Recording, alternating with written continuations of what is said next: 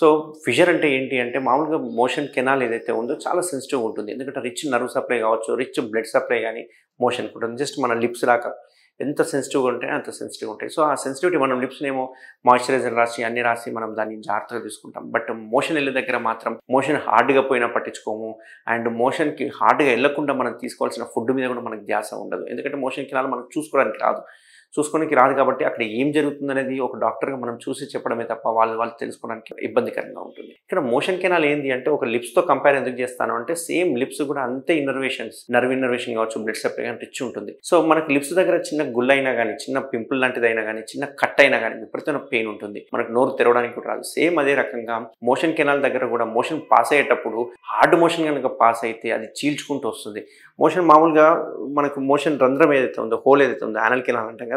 ఈ anal canal నుంచి motion ఎళ్ళేటప్పుడు ఒక రకంగా స్ట్రెచ్ అవుతుంది. ఒక 20-30% స్ట్రెచ్ అవుతుంది. ఆ స్ట్రెచ్ అయిన దానిలో మనకు మోషన్ ఎళ్ళిపోవాలి. బట్ ఓసారి మీరు గట్టిగా ముక్కడం వల్ల హార్డ్ స్టూల్స్ ఫార్మ్ కావడం వల్ల, హార్డ్ స్టూల్స్ మీరు గట్టిగా ముక్కడం వల్ల ఏమవుతుందంటే అది వచ్చేటప్పుడు చీల్చుకుంటూ వస్తుంది. అందుకే మోషన్ కెనాల్ అక్కడక్కడ కట్ అయిపోతూ ఉంటుంది. అట్లా కట్ అయిన దాన్నే చీలికనే చిట్లిపోవడాన్ని మనం ఫిషర్ అంటుంటాం. ఈ ఫిషర్ వల్ల ఏమవుతుందంటే కట్ అయిపోగానే విపరీతమైన మంట, నొప్పి ఉంటుంది.